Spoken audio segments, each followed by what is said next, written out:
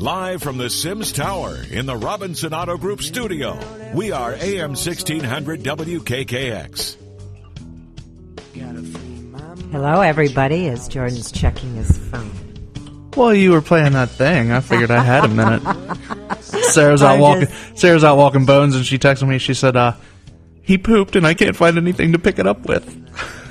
Oh, man, if I had known that, she could have gotten in my car. I've got bags. You know, I mean, I keep them in there just for that instance that... Oh, she looks happy. Well, welcome to Whispers, everybody. I'm Jordan Cline. She's Lola Miller. Are you going back out?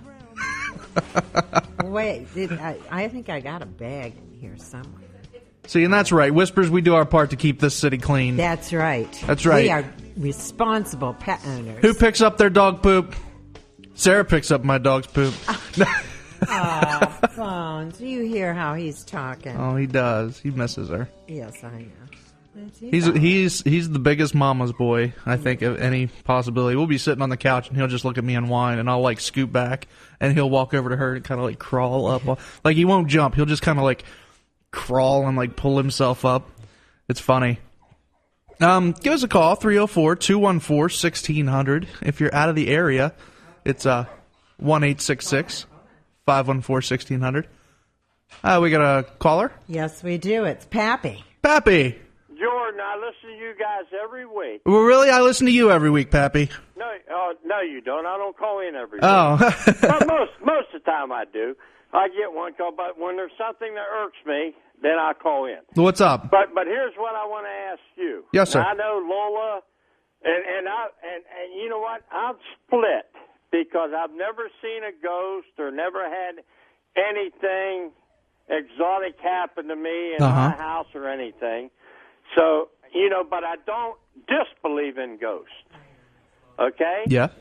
All right, what I'm asking you, but I've got a dog, and I know a lot of people have pets out there. When you go to these sessions or like down to Moundsville Penitentiary or anything, yeah. Does anybody ever think of, or are you allowed, or has anybody ever used a dog? Because, hey, like when my dog is sitting in here beside me and we're watching TV, if his hair raises, there's somebody out at the end of my block that I don't hear or can see or anything. Really? And and that's most pets. You know, I'll be honest, I have never even thought of it. That's what I don't know if the pen would allow pets in, just because you know, all the regulations and rules. I mean, the building has a lot of areas that are falling apart, and they're really iffy on what's allowed. I mean, if you got them on a leash and they're right beside you, that's a good idea. I mean, because look, hey, when an earthquake or something happens, what do they do? The animals scatter first. They put them dogs. No, but what I'm saying, when they bring them rescue dogs in, hey, and they sniff and they start scratching on wood, they start digging, they find a person that me and you would never know were there. And I was just, you know, that's been a thing, because I listen to you guys every Monday, and I'm just thinking, hey, does anybody ever think of using a dog or a cat or something to see if, hey, you know, maybe when there's, you know, one of your places where there's I don't know what you're going to call it. But hey, Lola's got a comment to it. Maybe there's a ghost or a spook that maybe before you could detect it with your machinery and that maybe that dog would act different, well, or that cat. Ghost Hunters International they don't take the dog, but I remember one particular castle that's why they actually took the case, was because one of the caretakers had a couple of dogs, and these dogs every once in a while would go absolutely bonkers, like in the courtyard, chasing something, although no one could see anything.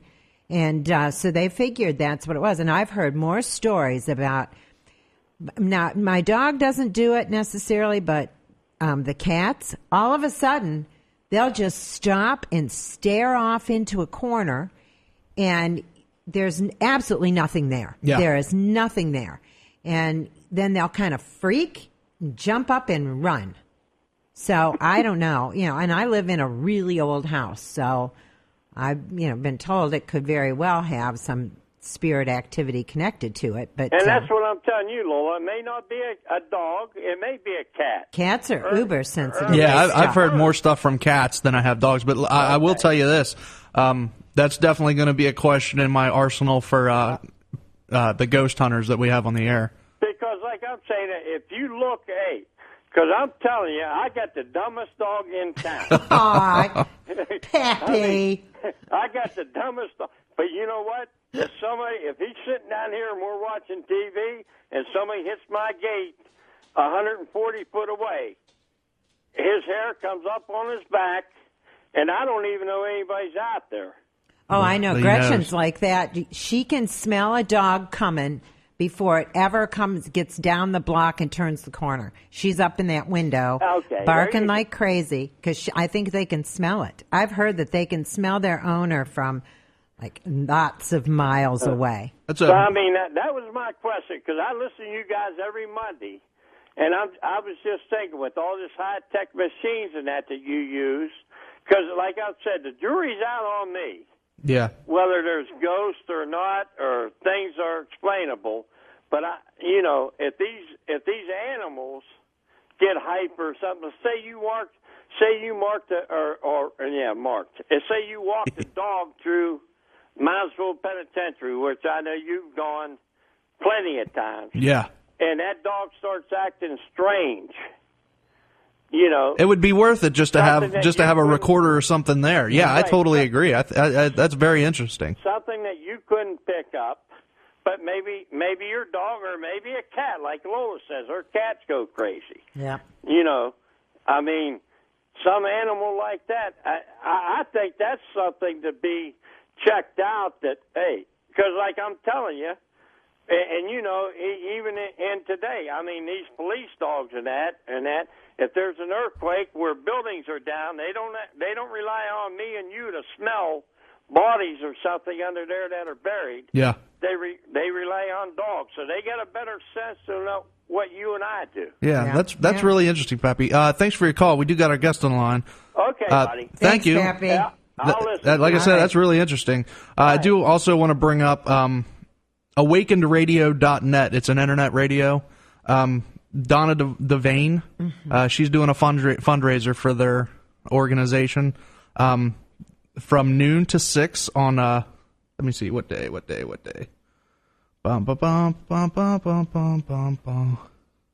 Saturday. This Saturday from noon to 6. Books, graduation gifts, all kinds of different stuff. A lot of guests about all kinds of different topics. Awakenedradio.net. Help them out. This equipment stuff ain't cheap. So, yeah, check that out. Our guest today should be fun. Mr. Aaron Kaplan. His book is Deep Analysis, Frightening Conclusion. We're going to be talking. I don't even want to mention what we're going to be talking about. I think it's pretty interesting, all the stuff. Aaron, are you with us? I sure am. Hey, all right. Let's delve into this book because it starts off like a UFO book, and I don't think that it is a UFO book. You're absolutely right. So tell me about it. It seems to be that the last 40, 50 years, every time we hear the word Roswell, we think UFOs. Yeah. Sure, something happened at Roswell, like on July 3rd, July 4th, 47. But UFO is not the main theme. It's very strange. Unlike many other guests that you probably had on or authors, I'm going to give you the answer right away off the bat. The answer for the crashes in Roswell is pure DNA. I know it sounds unbelievable. What it simply was is an experiment of some old entities that have been on this planet imprisoned for about 55,000 years. They've been using the little known grays that we all hear about as guinea pigs. And on those 2 days when those UFOs came crashing, now remember, not one. There were between 7 and 9 crashes, the whole area. Corona, St. Augustine, the whole area. Uh-huh. Now, I'm going to connect 3 dots for you that you never heard before connected. Okay. There's a whole trick to the game. That's exactly what the U.S. government is trying to prevent you from knowing. 3 simple dots, which occurred basically in a 4.5 months period, starting at the crashes at Roswell. That's the main last incident. Now, if I ask you what happened roughly 1 week before the crashes at Roswell, you'll probably tell me, I have no idea, or refer to the atomic bomb of Hiroshima. The answer is no. Yeah, I have no clue. Right. On June 24th, 47, 1 week earlier, a private business pilot named Kenneth Arnold was flying right over the state of Washington in the area of Mount Rainier. And that's on record. He has seen 9 flying discs. Really? When he landed, he gave a full report to the state trooper at the airport. One catch. 8 of the discs were perfectly round, with a diameter roughly between 35 to 50 feet. One UFO, the lead one, was not exactly round. You ever see a picture of those UFOs that are semi-curved, like a curved ring? Like a curved ring. Well, like kind of like boomerang shaped?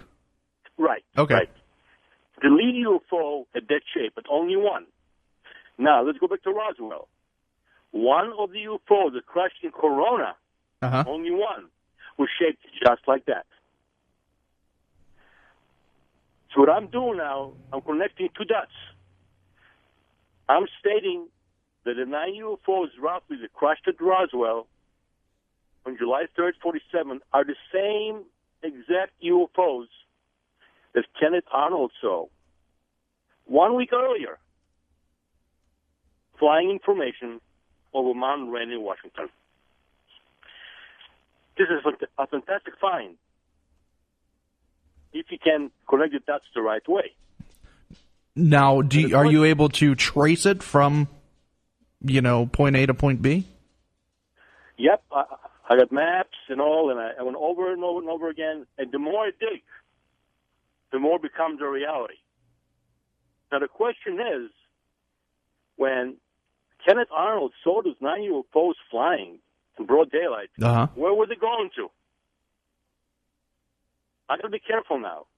Because remember, I wrote a book as fact. And I don't want to sound like a science fiction writer.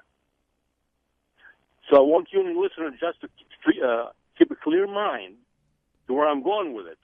Then I'll go to my 3rd dot. I'm claiming that those 9 UFOs had a very distinct destination. They were on a secret mission to perform a very secret DNA experiment for the old Nephilim. No, we're talking about the fallen angels in the Bible. That's correct. According to the books that the Sitka wrote, etc., etc., etc. They were in prison here for a long time, and they're not being kept here by chains or by, jail. No. They're being kept here by an invisible screen, which is all around the Earth, roughly quarter million miles away, all around the Earth. It's an invisible screen that is meant to hone in, detect, and destroy a specific DNA that belongs only to those fallen angels. Really? See, I never really, I guess in my brain asked the question whether or not, like, angels and demons had DNA. Well, the angel, you got to be careful with the word angel. Angel is strictly an old tale story for old people from the Old Testament, the New Testament. Look at them as entities. That's all they are. We call them angels in the old days because that's all we knew. But all they are entities, which are composed of the old cherubim, the Ophanim, and the Seraphim. Uh-huh. They're just entities. Like I said, I got to be very careful. If I get too fancy, I'm going to lose you all. Well, you would be surprised. We had a particle physicist on a couple weeks ago. We were actually able to keep up to some degree. Yeah, well, that's great. Now, the problem is that invisible screen, which I call in my book the gamma G barrier, originates on the moon. The old Anunnaki put a power plant there. That's the exact reason why that barrier is all around the Earth, exactly 250,000 miles away. Because it's the exact distance of the moon to the Earth. Am I correct, roughly? You can make up any number you want to, buddy. I have no clue. Right. I'm just a host. I understand. And in a fun way, that's also another reason why many people wondered why. Now, that's officially now. I'm talking about official knowledge. Uh-huh.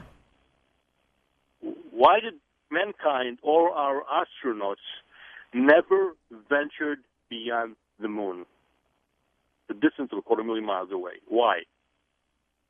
Very simply. With all those last 1,000 of years, through intermarriages, as you well know, the old story, the Nephilim married women, beautiful women, whatever, blah, blah, blah, blah. Yeah. Their DNA is in us. So what I'm saying, that's a true reason why the average astronaut or the average person cannot fly beyond the distance of the moon. Because of the screen. That's correct. Huh. It's that simple. It's pathetic, isn't it? It's definitely interesting. Okay, now, and if you also notice, the space station, the SST, which was closed some months ago because of some other reasons that they won't discuss right now, its orbit was exactly between 170,000 miles and 210,000 miles. Never beyond the theoretical 250,000 miles away, from the Earth. Always inside the envelope. Now, do you think there's any way around that? Is there any way we can get past that at all? Oh, yeah. Well, that's part of my story. Okay. But before I get to that, I'm going to connect the third and final dot. Very, very important. Super important. Your next question. Do you know, Pen, anything major that happened just prior to the sighting of Kenneth Arnold? You're probably going to say no. Yeah, probably. Right. It's not a secretive, but it was made secret for a reason. It's a major operation, which was initiated by the U.S. Navy back in January, February of 1947, called Operation High Jump. Now, the U.S. government is terrified. They never want us to connect those three dots in line. You know why? Why?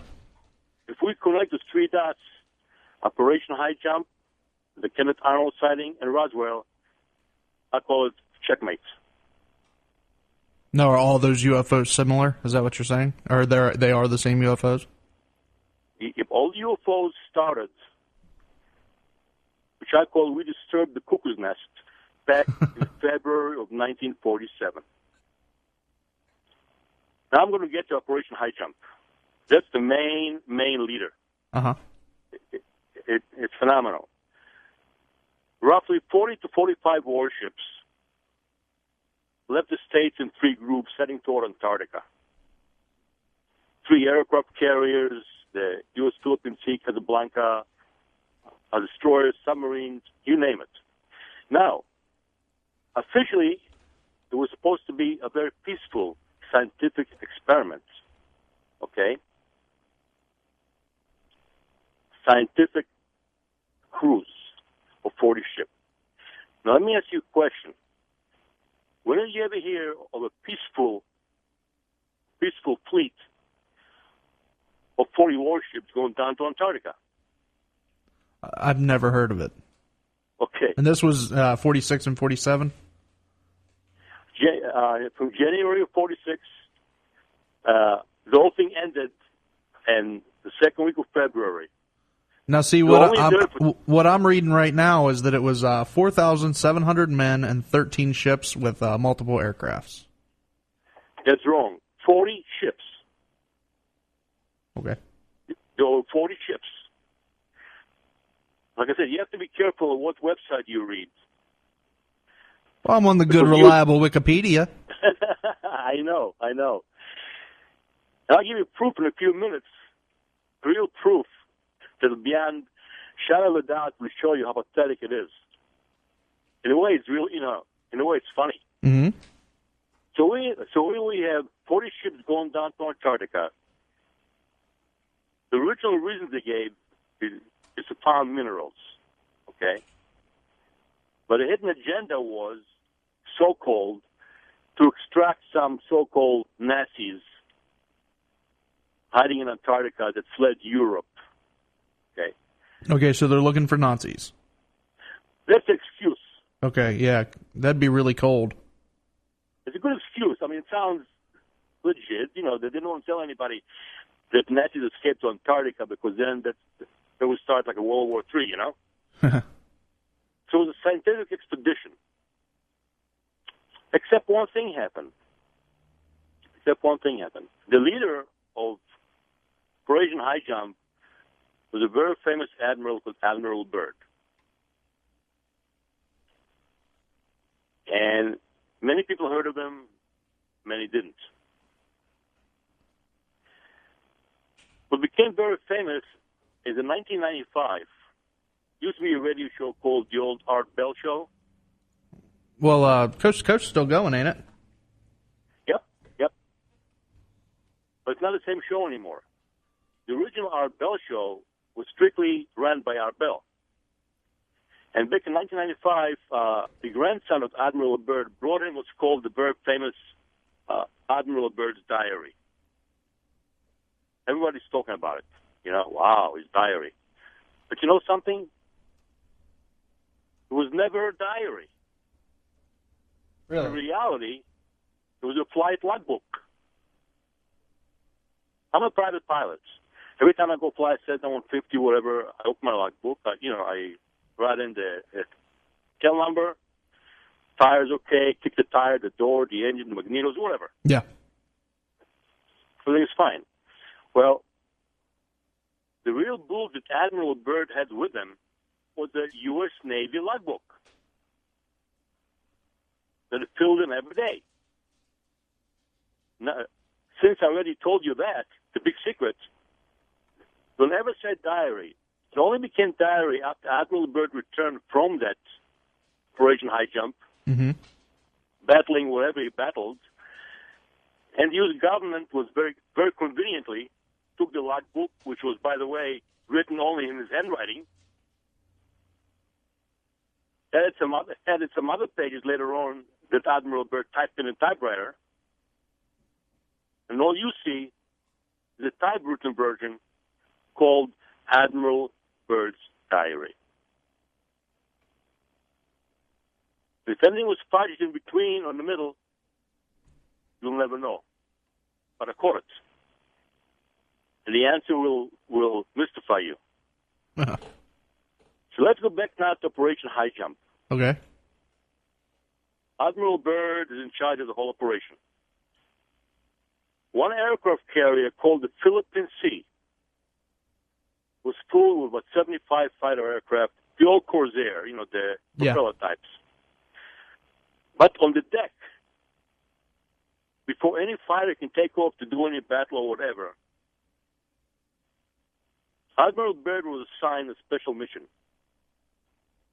to map an area of Antarctica around a small base called Little America. He was given in charge of 6 aircrafts. We know them as the old DC-3s. However, for this mission, each one of the 6 aircraft DC-3s was converted to code name RD-4s. Why? With each aircraft, there's very, very special cameras on them, called trimetricon cameras, built by Kodak. I'm going to give you one clue. Those trimetricon cameras, they only operate and function in the extreme daylight, okay? And the film that those cameras carried were very sensitive to daylight. The reason why they call it trimetricon is the three lenses, one pointing to the ground from magnetic reading, one at 45 degrees, and one straight to the horizon. But remember, daylight only, okay? Yes, sir. I'm giving you a clue. It's very important. You're going to laugh. So the 6 RD-4s took off on January 29th, and Admiral Byrd was in the second plane. By the way, those planes were chained to the deck of the aircraft carrier Philippine Sea with chains, with skis. With skis. With skis? With skis. They only had about 3-inch clearance from the surface of the ski to the deck, believe it or not. With a small wheel. Just enough for takeoff. Because remember, when Admiral Byrd was going to land those planes in a small base in Antarctica, it's ice and snow. So Admiral Byrd was in the second plane to take off from the aircraft carrier. All 6 planes took off very successfully, heading toward approximately an 800-mile mission to a small base in Antarctica called Little America 4. Little America 4. Right. Okay. Now they're on their way. What Admiral Byrd didn't know is it was going to take place the next few days with the fleet back they left behind, including the aircraft carrier. Here's the other half of the story. When the fleet entered Antarctica, everything was very peaceful. No planes in sight, no UFOs, nothing. Beautiful, beautiful weather. Daylight. Well, as beautiful as one weather could be in Antarctica. Right. Penguins. It was a beautiful negative 100-degree day. But it was sunny. Suddenly, out of nowhere, the command was given to open fire. Okay? The peaceful scientific fleet opened fire. Suddenly, on certain, what we're seeing is underground ice installations on the horizon. As soon as our fleet opened fire, all hell, pardon the word, all HELL broke loose. Okay. UFOs came out of nowhere. Really? 2 types of UFOs came out. One, the old type that you see in magazines, the Nazi insignia, and the little cannons in the bottom, called the Bale, the Grin, or whatever the Nazis built in the World War II. Some. So you're saying the UFOs were Nazi ships? They made them look like a Nazi ship, but they were not controlled by the Nazis. They may have had Nazi pilots, but the supervision were strictly by alien entities, the Nephilim. Let me explain what happened. Wow. Those UFOs opened fire on our fleet and caused so much damage in 2 hours that our fleet had to stop firing. Suddenly, out of nowhere, another bunch of UFOs appears from under the water, going right over our ships, over our carriers. They were huge. They were roughly about 3/8 to 1/2 mile in diameter. So they came up out of the water and then flew in the air? Right. They didn't fire one shot. Were they called USOs? I think I heard that term before. I couldn't really tell you. But those UFOs were the real thing, piloted by the Nephilim, okay? Okay. They were strictly used as observation posts to see what's going on. They didn't fire one shot. They came out of the water, flew over our fleet, and right back into the water at super high speeds. The next few days, the same ritual happened. Whenever our fleet opened fire on certain fortifications in Antarctica, they fired back at us. Really? And stopped. When we stopped, they stopped. That went on for a few days. After a week and a half, we lost about 7 to 8 ships, including a U.S. aircraft carrier called the Casablanca. We put our tails between our legs and headed back home. Yeah, on that note, let me stop you. We got to take a short break. And we're going to find out what happens next and how the government, I guess, excused these deaths. You're listening to Whispers Radio. We're talking about some UFOs. We'll be right back.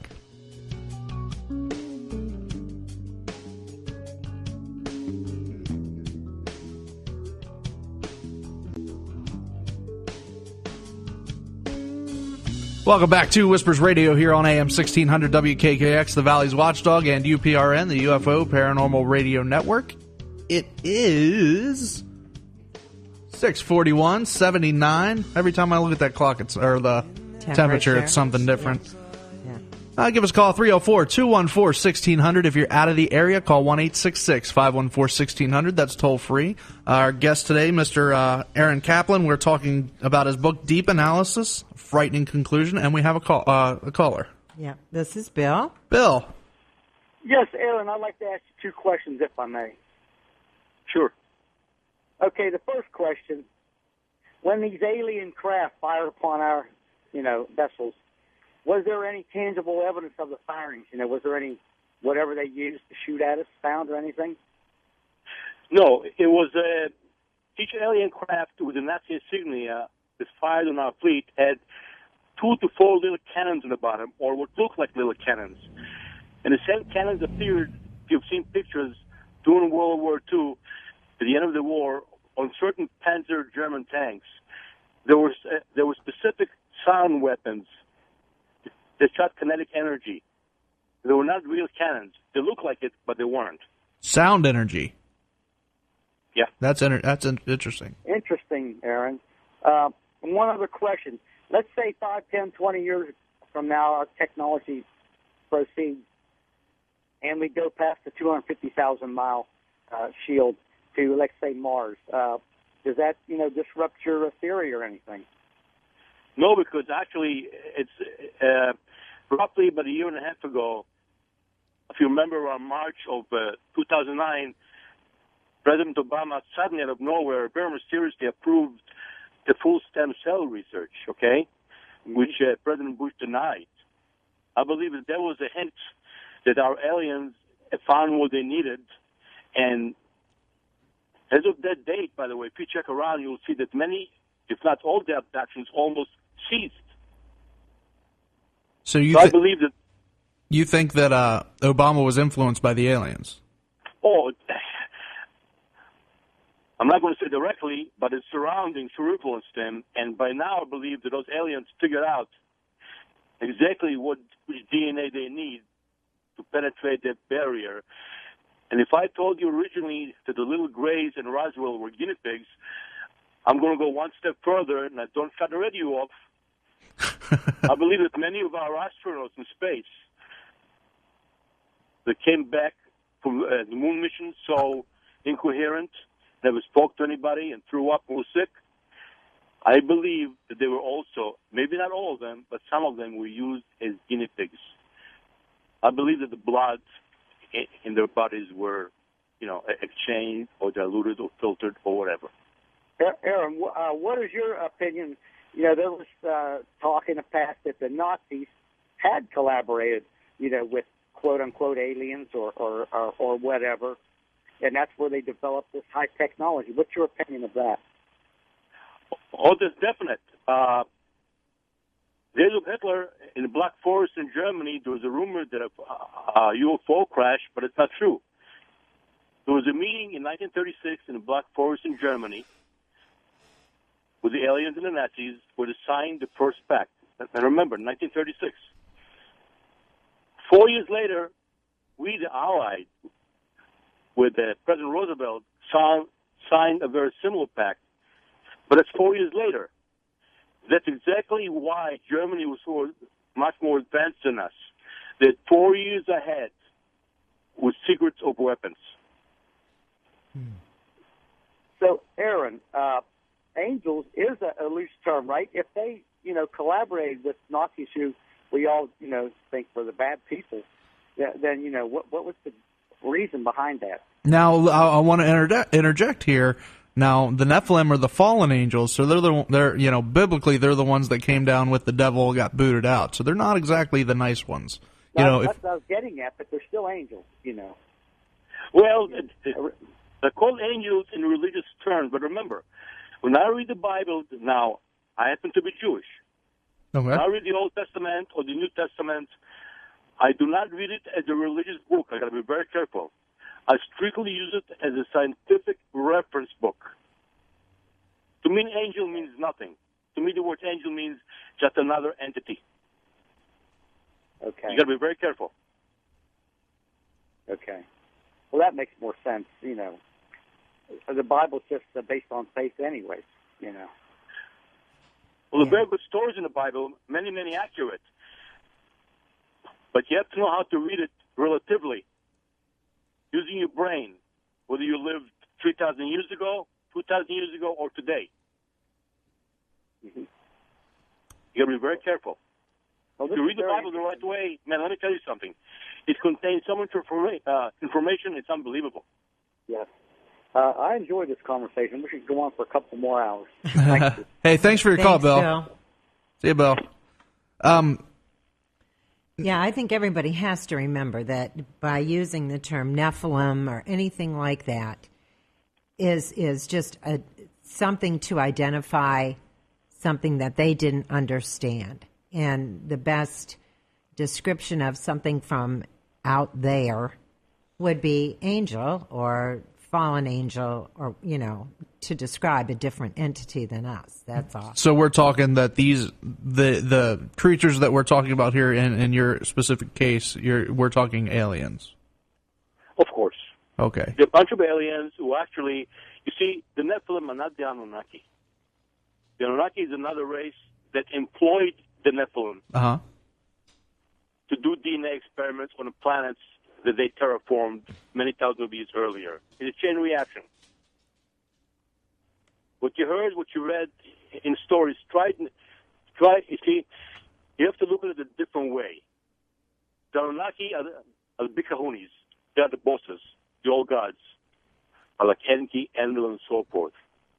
They employed the angelic entities called the cherubim, the ophanim, and the seraphim as DNA manipulators. The Anunnakis terraform planets. Then, many thousands of years later on, they hire a bunch of aliens to form life. It's a chain reaction. It's very simple. Now, I want to gear this in a bit of a different direction just because we're getting really tight on time. One thing you also mentioned in your letter to me is you talk about a second Garden of Eden on Mars. Yeah. So how are we getting to Mars if we can't get past the moon? I'll explain very quickly. Okay. In other words, in days of Noah, has been a righteous person, a righteous man. Okay. The word righteous refers to Noah's pure DNA. Now, Noah's mother was human. Noah's mother was human. But his father was not. If you read many books, you'll see I'm correct. But it's very hard to explain on a very short show. Yeah. Gilgamesh, just the reverse. His mother was a goddess, but his father was human. Just the reverse. You have to be very careful. You have to be very careful. And if you read the book of Enoch, it says the Nephilim fell down to earth in the days of Jared. Uh-huh. It was very specific. It says in the days of Jared. Jared is the seventh generation from Noah. And the Sumerian tablets explain very clearly in the book of Zechariah 6:2 on page 429 that Noah appeared, he was born, exactly 49,000 years ago. He was not born on earth. He was not born on earth. He was born on Mars. Now, where... With his whole family. What happened 55,000 years ago, some stupid, the son of Enki, his name is Marduk, I call him Hot Fingers Marduk, went to destroy a planet called, it's a water planet. Okay. Went to destroy it.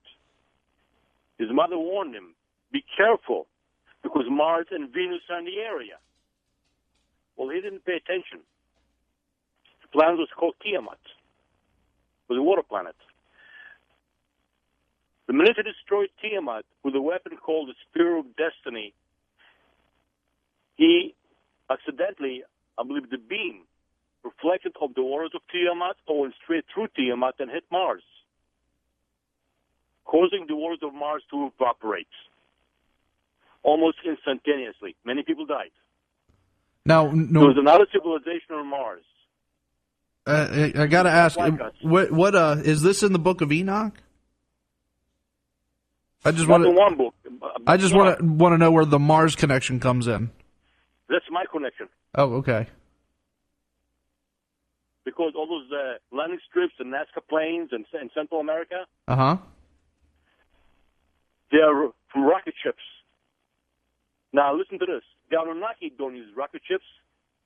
It's a race over 45 million years old. No, they do. Beam me up, Scotty. They use UFOs. Yeah. If you read books of rocket ships meant by the Anunnaki, that is not correct. That's an error that I calculated.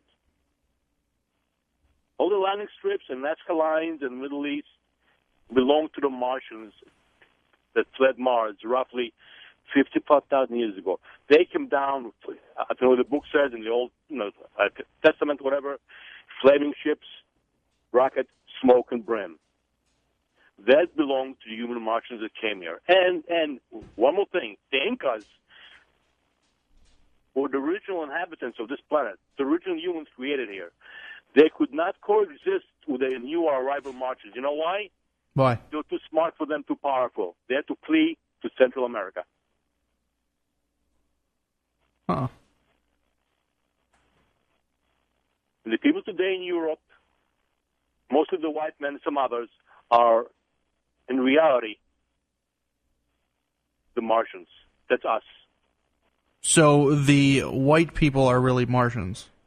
White or whatever, but the real modern ones, smart ones, they always build super weapons, many weapons they brought with them. Some rusted out. 2,000 of years. But the one with the brains, they can always farm better and build better machineries, were the fleeing Martians. Now, the one in Central America, the Incas, are the original Earthlings.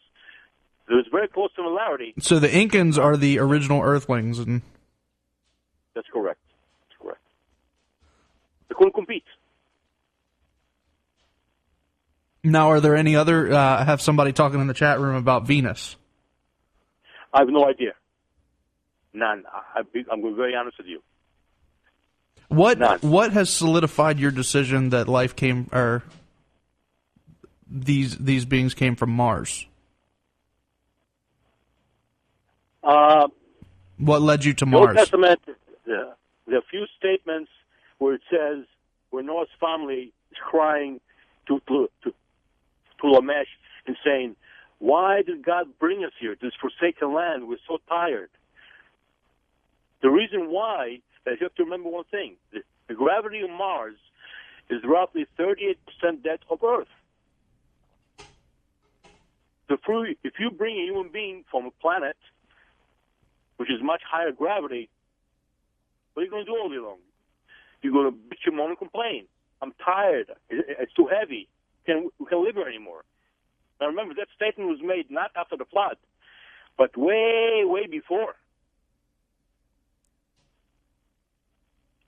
Huh. It's very tricky. It's very, very tricky, I know. It's very tricky. No, I'm glad I'm still not in Mars, because if the gravity was more, I would weigh a lot more, and I don't think I could handle that. That's correct. So if you came from Mars here with all family, all your children, all your brother-in-laws, what are we doing here? Why'd you bring us here? We're so tired we can't live here. But there's no choice. Now, which Garden of Eden came first? I believe that Mars was created first. That's when the Martians were smarter than us. I'll say about 10,000 years. And I got a picture in my book called The Temple of Abydos, where it shows like a jet plane, a tank, a UFO, a helicopter. I believe that those entities, the real Martians, tried to hide it in the time capsule. Huh. That picture, the placard, got exposed by accident. There was a side, a very big temple in Abydos, and on top of that, there was a piece of marble glued on or pasted on that fell to the floor. That marble fell to the floor, it exposed the picture of the helicopter, tank, flying saucer, and a jet plane. That means that those people used it before, and I believe that many blueprints of those weapons were hidden. Some were in very deep vaults and were released during World War II. Slowly, to both sides. Wow. Since we are out of time, I want to give you another minute. Just tell everybody out there why they need to go buy your book. What are they going to learn? My book, I believe, is very, very realistic. It's a no-nonsense book. It's right to the point. And it's called Deep Analysis, Frightening Conclusion. So Google it. Buy it anywhere from the publisher or from the Amazon. It's a very realistic book. And if you have any questions, trust me. If you read the whole book, it will be self-explanatory. It's phenomenal. Full facts. Now, where you have a website, right? Yes. What's your website? Well, my website is not advertised in most places. But if you Google my name, or the book's name, Deep Analysis, Frightening Conclusion, it will bring you to my website. Okay. I know a website for your book that I saw was deepanalysisfrighteningconclusion.com. That's one. That's correct. Okay. That's the one I had written down. Okay.